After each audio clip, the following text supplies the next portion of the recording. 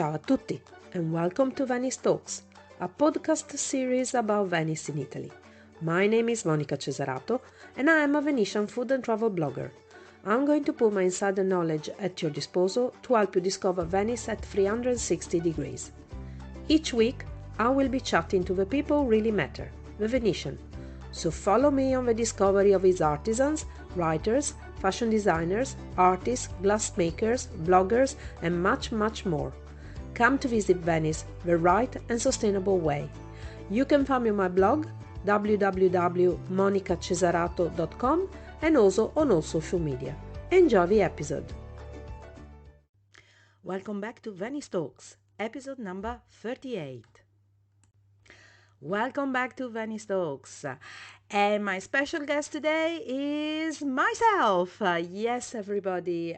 It is summer, so it is getting a bit harder for me to get people to talk on the show because, of course, everybody is very busy since it is high season. It's hot. Many are on holidays. Many are really, really, really busy because Venice is back to the numbers, I think, that we had in 2018 when it comes down to visitors and to business. So I decided to take this opportunity to actually answer some questions.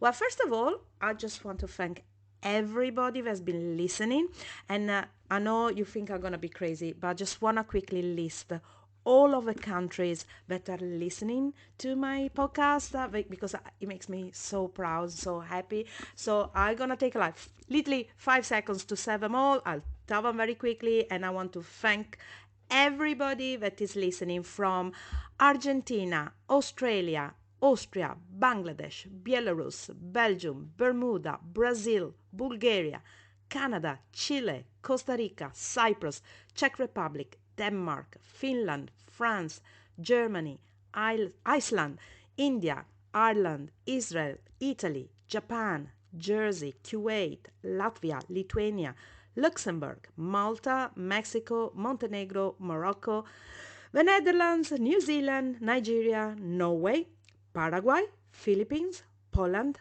Portugal, Reunion, Romania, Russian Federation, Serbia, Singapore, Slovenia, South Africa, South Korea, Spain, Sweden, Switzerland, Thailand, Turkey, United Arab Emirates, United Kingdom, United States of America, and Vietnam. Guys, I really do not know how to thank you. I didn't realize the podcast was listened to all over the world. This makes me so proud. And please, please, please, please spread the word to the world. Okay?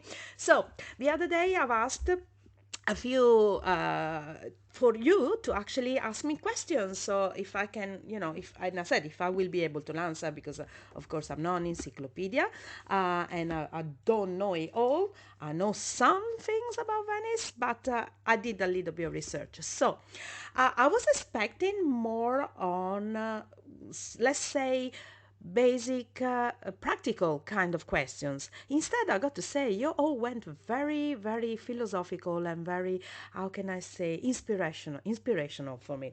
So I'm gonna start with the first one. That was Samantha from Instagram, and she actually just asked if there are any special rules or laws that you need to follow when you come down to Venice. So actually, just out of clarification, I went down to the City of Venice regulation, and these are the actually is law. Okay, so these are the basic rules, law. So it means that if you do get it wrong, in theory, if they catch you, you'll get a fine. So under the urban police regulation, in all over the city, and especially in St. Mark's area, but let's say this should be all over the city, you're forbidden to litter, of course. Let's get into this. First of all, it is true. In Venice, there aren't that many bins and waste, trash cans and so on. But still, guys, come on. Carry a little bag with you and put all your rubbish in there, and then when you go back to your hotel, you just throw it at the hotel, in your hotel room, or whenever you stop in a restaurant or in a bar, just use the bins there. So you don't need to leave your trash around, please. I mean, I'm pretty sure you don't do it back at home. I hope you don't do it back at home. Or just think if you were doing it in your home, how horrible it will be. I mean, there's sometimes you walk by and you see people putting cans, bottles, the leftover cups from the ice cream on people's windows. How would you feel if people did that to you? Come on, it's so horrible. Anyway, another thing that you cannot do, and this should be just common sense, but of course, the world right now is lacking common sense. It is to dive or bathe in the canals of Venice or in front of St. Mark's, in St. Mark's Basin, so in front of St. Mark's. Well, first of all, it's unhygienical. Did you know that we don't really have a sewage system in Venice? As in, the majority of sewage goes into cisterns that are allocated underneath the buildings, that are then cleaned up with a system of, the boats come in and the septic tanks, they're cleaned out. But many old homes still send all of their, let's say, waste into the canals. So can you imagine how unhealthy and unhygienical that will be? Second, you have motorboats passing all the time. I mean, it takes 2 seconds to chop your head off with the blades of a motor. So please, please, please, Venice is not a seaside resort. It's a city, for crying out loud. Anyway, another thing that you're not allowed to do, and this goes out to all my cycling friends, is you're not allowed to ride or lead by hand any unofficial means of transport, i.e., bicycles. So when you arrive biking into Venice, you're supposed to leave your bikes in Piazzale Roma, where there are particular parks for bicycles. So you go there, and I'm not sure if you're free or not, but you still can lock your bike there, and it's supposed to be very safe. Or if you arrive by train, again, you're allowed to go from the train station to Piazzale Roma, but you're not allowed to take your bike around in Venice. And most of all, you do not ride it. It is absolutely inconvenient for everybody around you, and is dangerous as well, because there are old people in the city and they're not so fast in moving around. So please, please don't do that. Another thing that you're not allowed to do is to be involved in dangerous and harassing activity. Well, we all know, I don't need to get into that. Another important thing that you're not supposed to do is to undress in public. So do not walk around in a swimwear. Do not walk around in a nude chest, please. There's certain things that cannot be unseen. And anyway, I repeat, Venice, it is not a seaside resort. You want to do that? Hop on a water bus on the Vaporetto number 1 and go down to the Lido, where we have a beautiful, beautiful, clean beach where you can just cool down and take a swim if you want to as well. Lastly, but not least, this is especially in St. Mark's Square. Please do not lie down or sit and eat your food in there, or unless you're sitting in one of the bars and stuff, but just don't sit or lie down on the floor.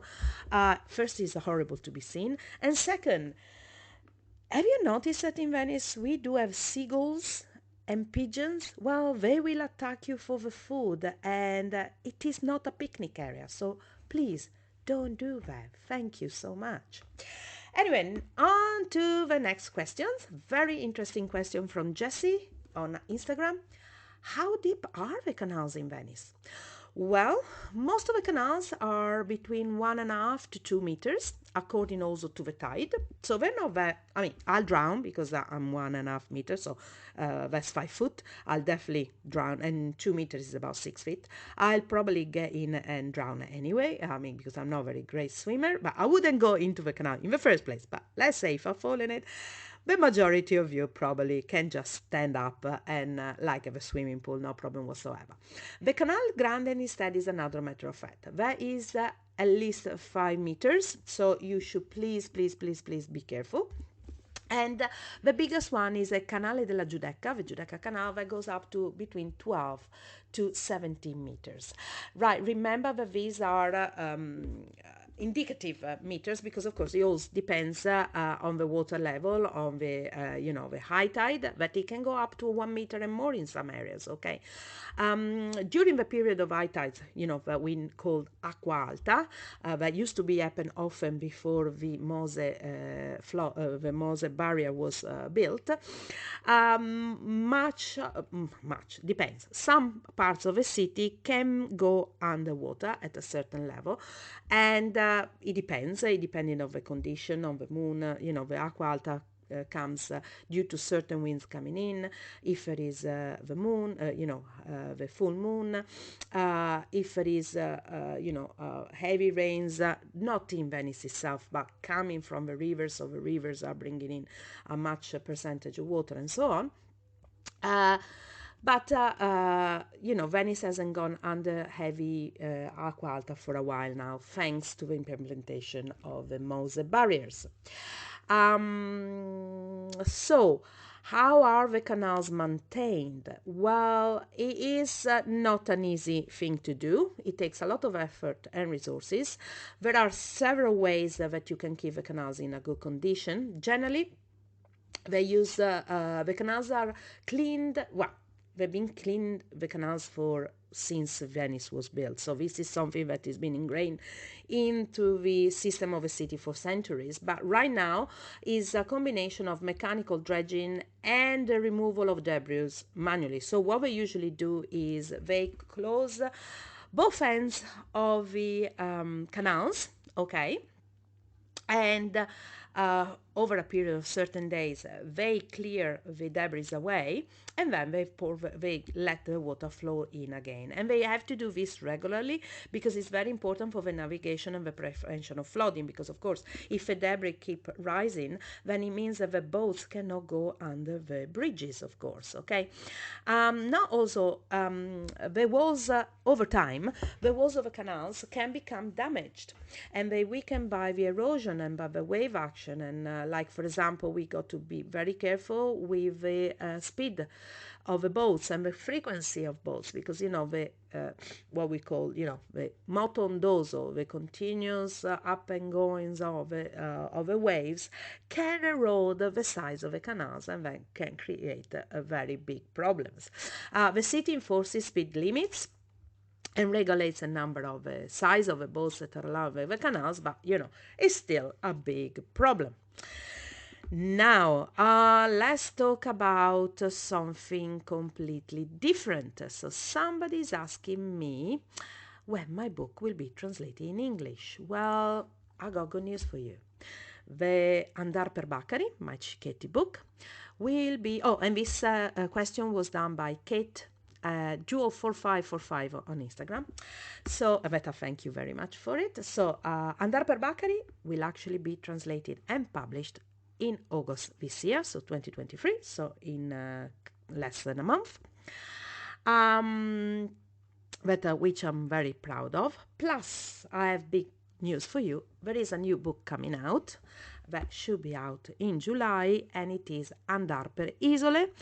I know it's going to be in Italian. Not sure when the English translation will be available, because with my editor is always a little bit later, but it will be dedicated to the islands of Venice. So in the same way as I talked about eating in Venice, I will tell you about how to discover the islands of Venice. And by discover the islands of Venice, I do not just mean Torcello, Murano and Burano, but all of more than 40 islands in the city. Some are accessible, some you can only see from a boat, but it's still very interesting because you get to totally understand the history of Venice.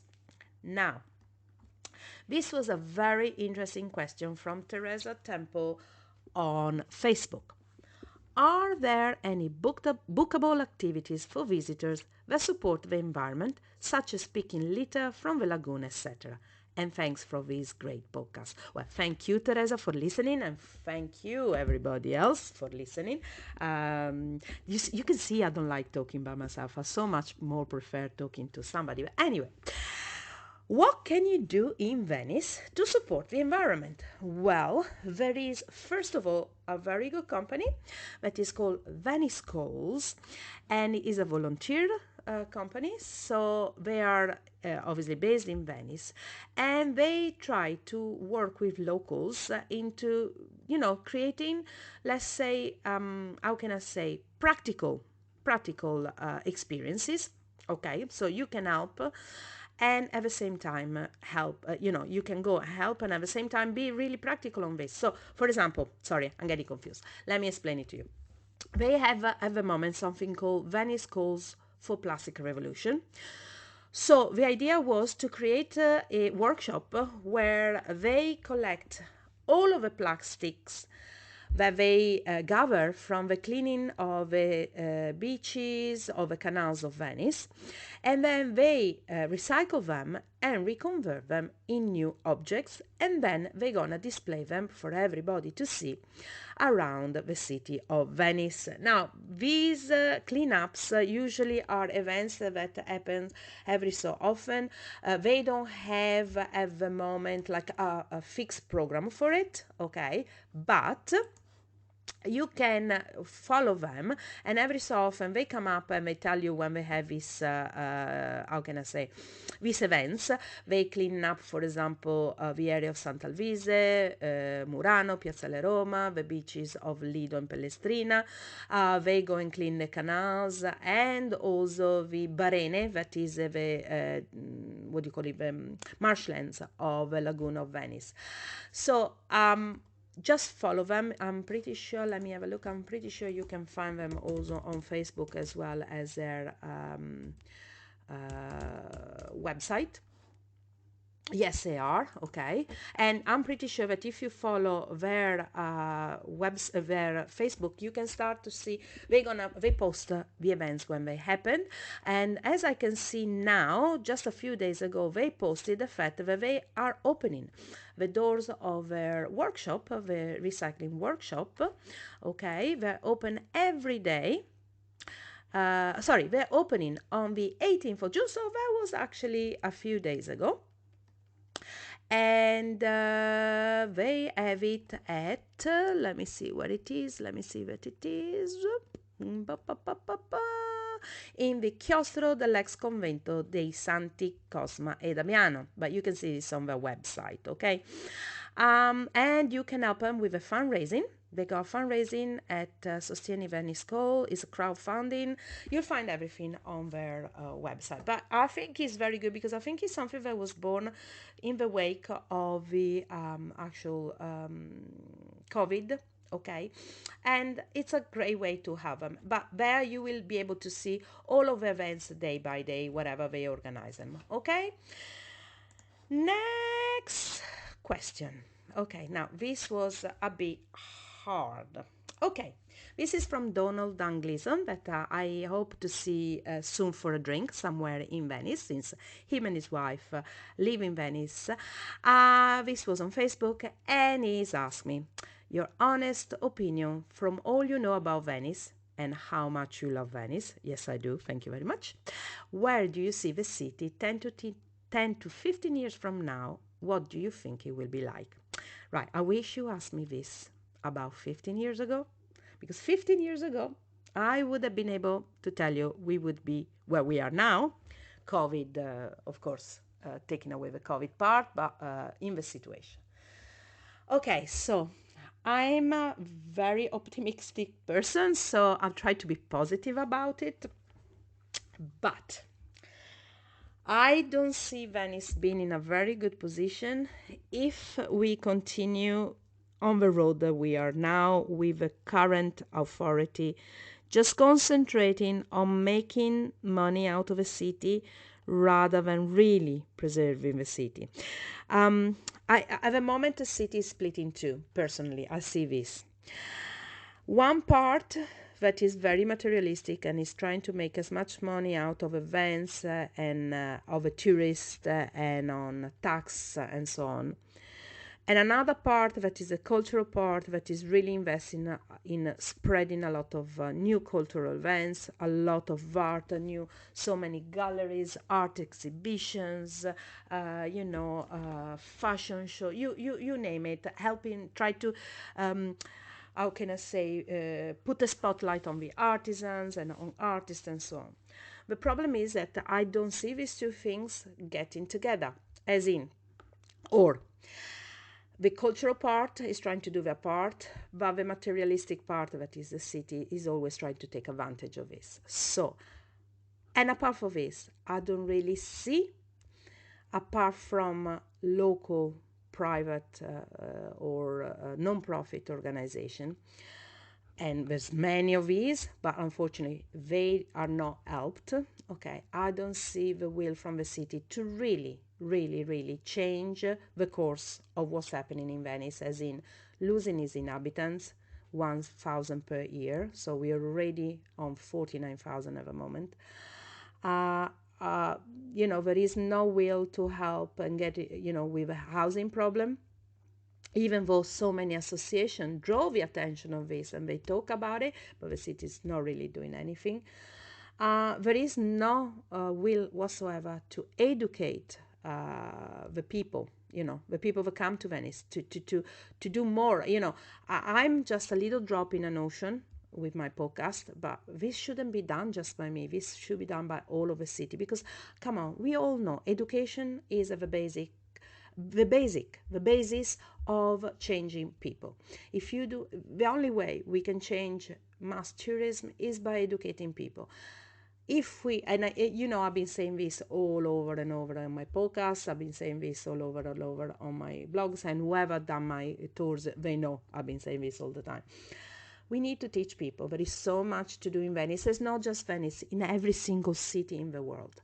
We need to talk about the city in a educating manner, not just in a money-making manner. And so, what do I think it will be like? I tell you what I think I would like it to be like, but it's different because I don't think it's gonna be like this. I really wish we had a city where, back in the days when people used to save a lot of money, and they used to come here for a week, 2 weeks. They used to go to all of the artisans. They used to find all the hidden gems, and not just taking photos for Instagram, but they used to invest in the city. And, where we used to create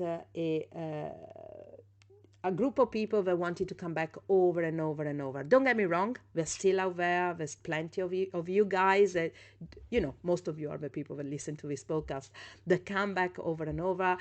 I know some of you that can stay 2-3 weeks. Some of you stay here a month. Some of you stay here up to 3 months. The lucky ones that can afford it, But still, I would like it to come to a point where the people that come for 1 or 2 days are the minorities, but really the minorities. And the majority of you will come and stay for at least a week, like it used to be. So that's all what I would like to be. Is it gonna be like this? I doubt it. I doubt it, but I'm gonna fight with my nails and my teeth as much as I can to spread the word and say this is the way you should visit Venice. And I hope I answer your question, Donald. And I really like to hear from you what you think, Donald. So maybe you could be one of my next interviewees, actually. You and your wife. So I'm sending it out there. Now, another lovely question. Again, that put me into a bad situation, but I just think I've answered anyway.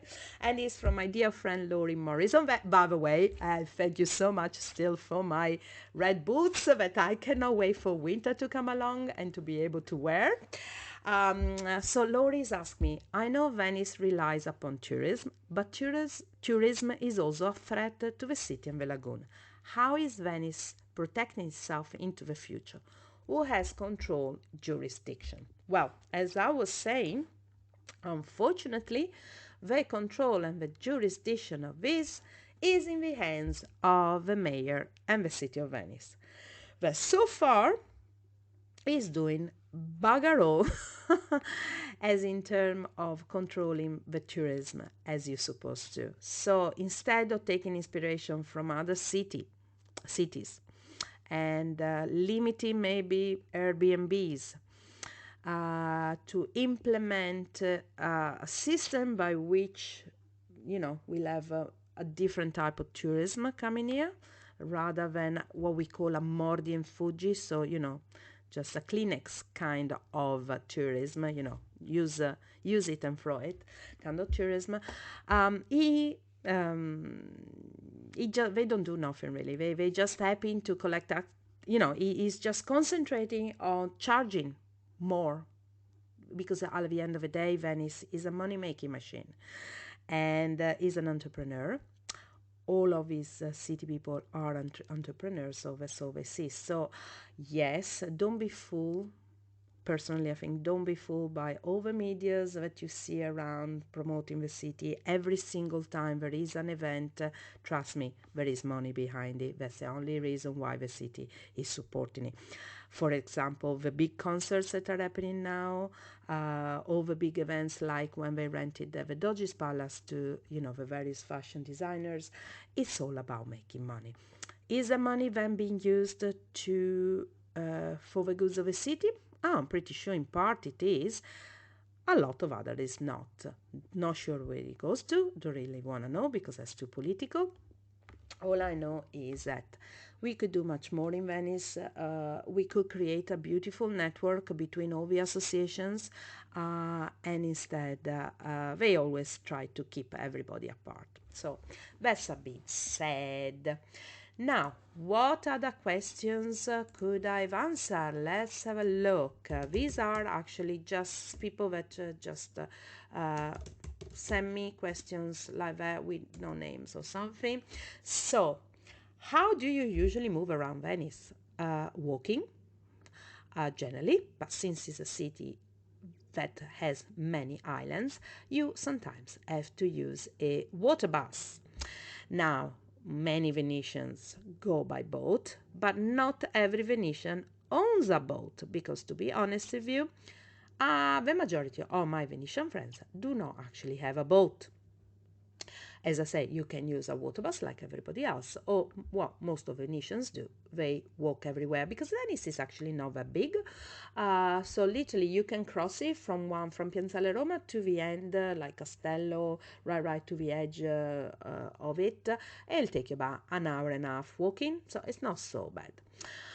Do Venetians have driving license? Who? Some do. Some do. They don't take it obviously in Venice. They have to come to the mainland. Many do. Many don't.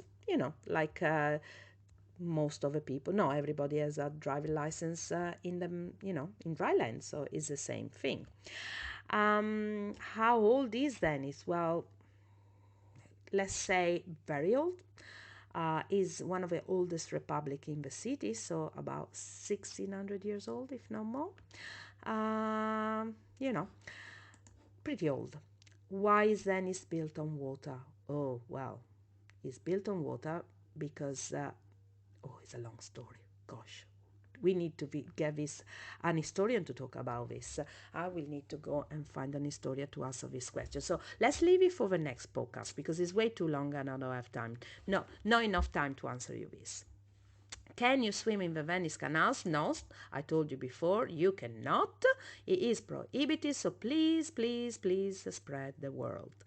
Why is the water in Venice green? Well, simple. Because at the bottom there are algae, there are seaweeds, because it is a lagoon. We're built on a lagoon, there are no rivers. And of course, it is sand and seaweed, and that's a normal color of Venice canals. And no, you cannot drink water of Venice. You cannot drink water of the canals of Venice, but as we talked about it a few podcasts ago, you can drink the water of the fountains, and we strongly recommend you to do so. So, I think for today I'm done, and I hope I gave you some more information. If you have got more questions for me, please send me an email, write to me on Facebook, send me a message on Instagram, and I can reserve some more of a question for some more episode in the coming weeks. So, I hope you're gonna have a lovely day, and thank you so much for listening. Thank you for everybody in the world listening. And I repeat, I'm so sorry if I bored you with my voice, and I really do not like doing this on my own. And I hope to have somebody else to interview soon. Speak to you soon, and keep following me. Oh, and when you come in Venice, I always forget to tell you this. When you come in Venice and you go and visit any of the people that I mentioned in my podcast, please, please do tell them you went there because you listened to the podcast, because it makes them very proud and it makes them very happy, and it makes me very proud and it makes me very happy, because it means what I'm doing is working. Thank you so much for listening. Ciao, ciao. Thank you again for listening. If you want to book a food tour or a cooking experience with me, you can find me on my blog www.monicacesarato.com or at cookingvenice.com, and also on all social medias with the handle at Monica Cesarato and at Cooking Venice. Feel free to leave a comment or write to info@monicacesarato.com for more information about the people featured in the podcast or Venice. Bye bye!